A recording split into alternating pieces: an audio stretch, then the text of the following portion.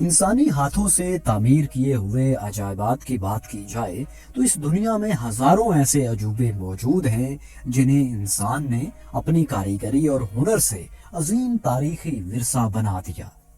ان عجائب اور عمارات میں کئی تو ایسے شاہکار بھی ہیں جن کی تعمیر میں لاکھوں افراد نے کئی اشرے یعنی کئی 10 سال لگا دیے۔ لیکن دوستو، کیا آپ جانتے ہیں کہ انہی عجائبات میں ایک ایسا عجوبہ بھی ہے جو تاریخ میں آج تک کا سب سے بڑا سٹرکچر مانا جاتا ہے، اور اس عظیم الشان سٹرکچر کی تعمیر میں سال یا اشرے نہیں بلکہ صدیاں لگی ہیں۔ تو دوستو، آج ہم جس عجوبے کی بات کرنے جا رہے ہیں اسے عظیم دیوار چین کہتے ہیں۔ دوستو، چین کے 9 صوبوں میں سے گزرنے والی اس دیوار کو 6 چینی شاہی خاندانوں نے تقریباً 8 لاکھ انسانوں کی مدد سے 2000 سالوں میں تعمیر کروایا۔ دوستو، اس شاہکار عجوبے کی تاریخ تعمیر کی بات کریں تو زمانہ قبل از مسیح میں چین چھوٹی ریاستوں میں بٹا ہوا تھا، اور ان ریاستوں نے اپنی سرحدوں کی حفاظت کے لیے بڑی دیواریں تعمیر کر رکھی تھیں۔ لیکن 221 قبل از مسیح تا 206 قبل از مسیح چین خاندان کو چین پر حکومت کرنے کا موقع ملا تو اس نے ان تمام چھوٹی ریاستوں کو اکٹھا کر کے متحدہ سلطنت چین کی بنیاد رکھی۔ چین سلطنت کے شہنشاہ چن شی ہوانگ نے اپنے اس دور حکومت میں چین کے مختلف علاقوں کی سرحدوں کو ملا کر ایک بڑی اور عظیم الشان دیوار بنانے کا کام شروع کیا۔ ابتدائی طور پر چین یاؤ اور یان سلطنت کی دیواروں کو ملا کر ایک بڑی دیوار بنائی گئی جو کہ تقریباً 5000 کلومیٹر طویل تھی۔ اس کے بعد مختلف شہنشاہوں کے عہد میں اس دیوار کی مضبوطی اور لمبائی میں اضافہ کیا جاتا رہا، لیکن دیوار کا زیادہ تر حصہ 14ویں سے 17ویں صدی عیسوی میں منگ شہنشاہوں کے دور حکومت میں تعمیر ہوا۔ دوستو، ایک اندازے کے مطابق منگ سلطنت کے شہنشاہوں نے تقریباً 8800 کلومیٹر دیوار تعمیر کروائی۔ اس طرح اس دیوار کی تعمیر کا کل عرصہ تقریباً 2000 سالوں پر محیط ہے۔ دوستو، شروع میں اس دیوار کی کل لمبائی کا اندازہ کبھی 5500 کلومیٹر تو کبھی 6200 کلومیٹر لگایا جاتا رہا، لیکن چونکہ یہ دیوار ایک دیوار نہیں بلکہ کئی دیواروں کا مجموعہ ہے جنہیں ایک دوسرے سے جوڑا گیا ہے، تو 2012 میں ایک آرکیولوجیکل سروے میں یہ بات سامنے آئی کہ اس دیوار کے تمام حصوں کی کل لمبائی 13171 میل یعنی 21196 کلومیٹر بنتی ہے، 21196 کلومیٹر۔ دوستو، چین کے شمال میں منگول قوم کا ملک منگولیا واقع ہے۔ زمانہ قدیم میں منگول خانہ بدوش حملہ آور اکثر چین اور اس کے قریب کے علاقوں پر حملے کرتے رہتے تھے۔ 1234 میں چین خاندان کو چنگیز خان نے اقتدار سے محروم کر کے چین میں منگول سلطنت کی بنیاد رکھی۔ چنگیز خان کی افواج عظیم دیوار چین کو روند کر شمالی سرحد سے چین میں داخل ہوئی تھی۔ یہ 14 صدیوں میں پہلا واقعہ تھا جب صحرائے گوبی سے آنے والے خانہ بدوشوں نے اتنے وسیع پیمانے پر پھیلی انسانی آبادیوں پر اپنا تسلط قائم کیا۔ 1368 میں منگ خاندان نے منگول افواج کو چین سے نکال دیا اور شمالی سرحد کو پھر سے مضبوط بنایا۔ 1420 میں منگ خاندان کے عہد میں اس عظیم دیوار کی تعمیر کا کام دوبارہ شروع ہوا۔ اسی دور میں فوجی قلعے، سڑکیں اور دیواریں چین میں کچھ فاصلے پر گارڈز کے لیے واچ ٹاورز بھی بنائے گئے تاکہ ان واچ ٹاورز سے دشمنوں پر نظر رکھی جا سکے۔ مورخین کے مطابق اس دیوار پر 25,000 واچ ٹاور تعمیر کیے گئے تھے جن کا درمیانی فاصلہ مختلف مقامات پر مختلف ہے۔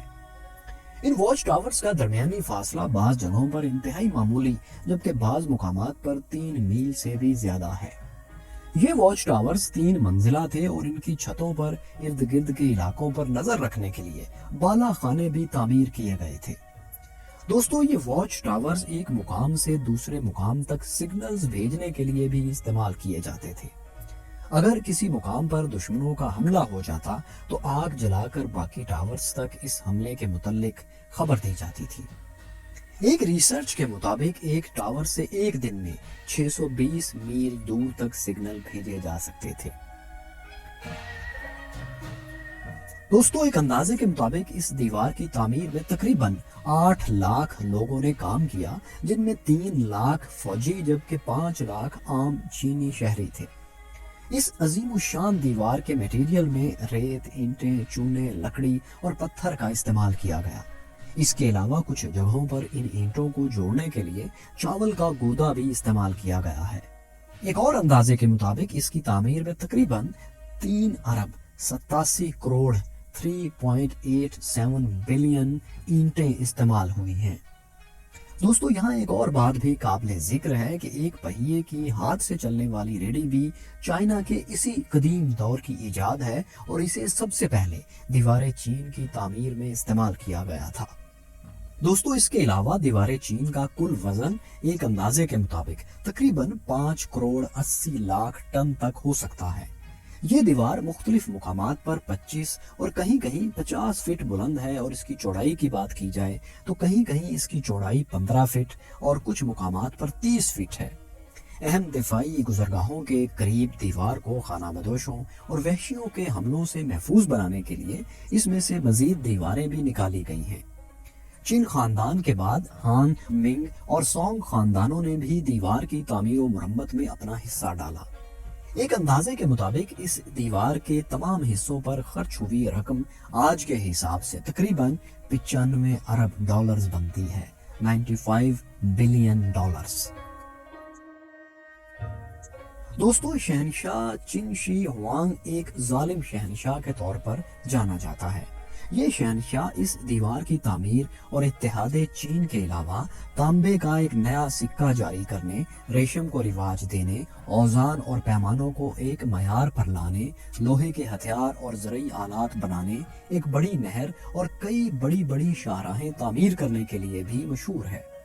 اس کے علاوہ دوستو شہنشاہ چن شی ہوانگ نے 213 قبل از مسیح میں ایک فرمان جاری کیا جس کے تحت زراعت اور طب کے علاوہ تمام علوم کے متعلق کتابیں نظر آتش کر دی گئیں، انہیں آگ لگا دی گئی۔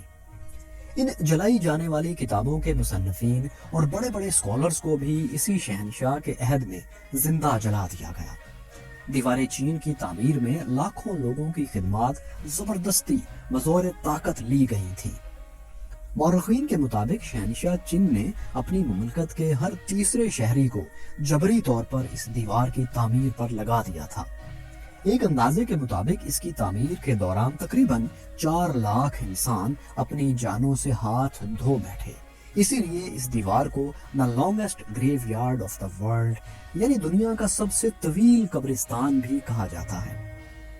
دوستو دیوار چین کے متعلق کئی مفروضے بھی زبان زد عام ہیں، جن میں سب سے مشہور یہ ہے کہ یہ دیوار چاند سے بھی نظر آتی ہے۔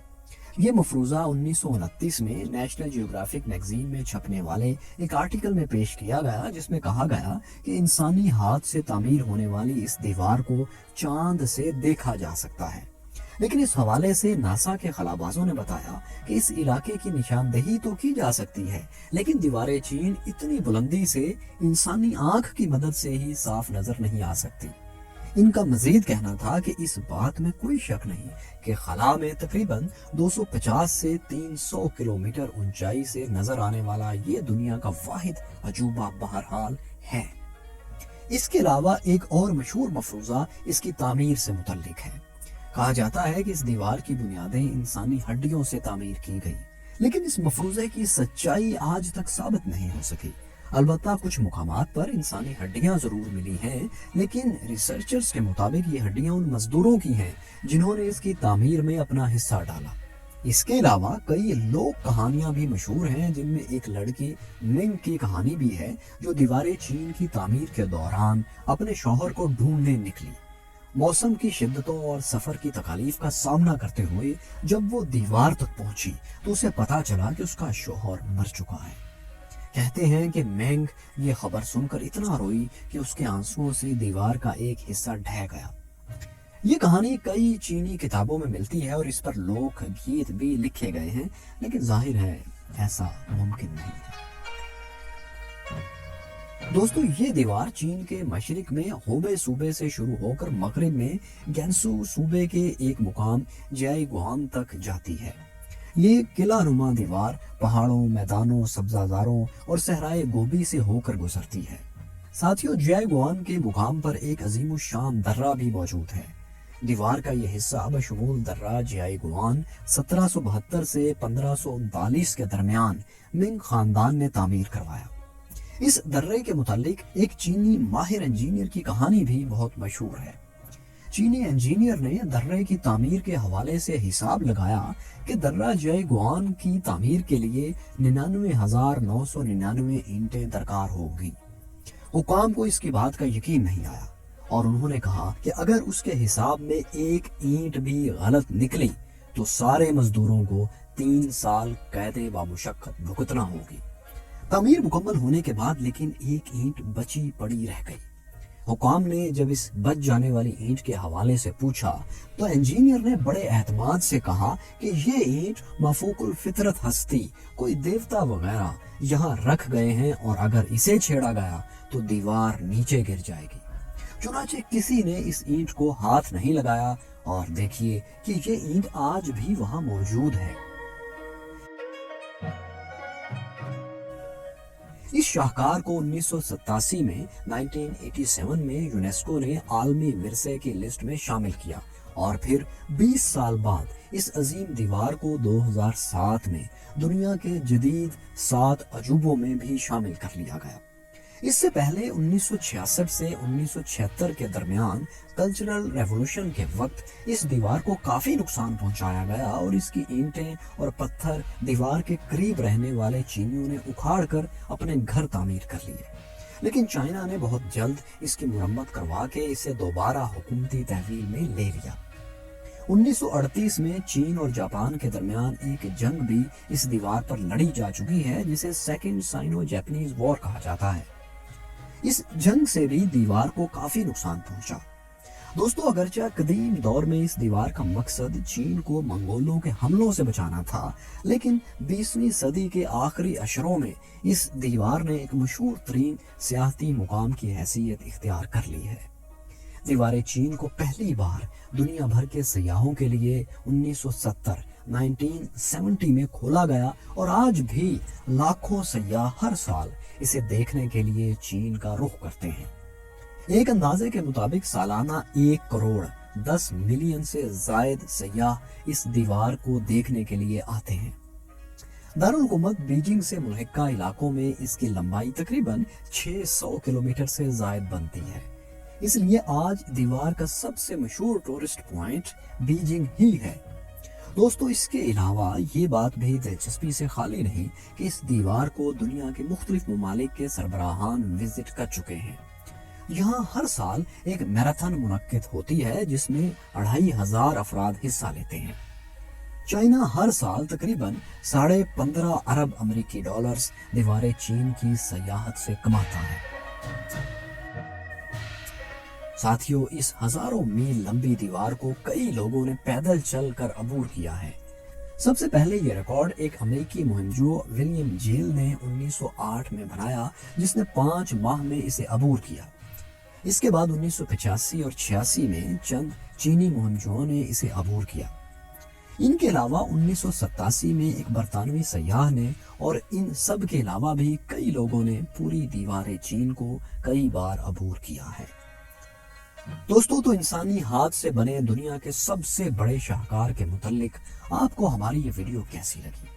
ہمیں کامنٹس میں ضرور آگاہ کیجیے۔ اس کے علاوہ اگر آپ دنیا کے قدیم ترین عجوبے یعنی اہرام مصر کے متعلق دلچسپ معلومات جاننا چاہتے ہیں تو ہماری یہ ویڈیو بگ سوچو کی ویڈیو ضرور دیکھیے۔ شکریہ۔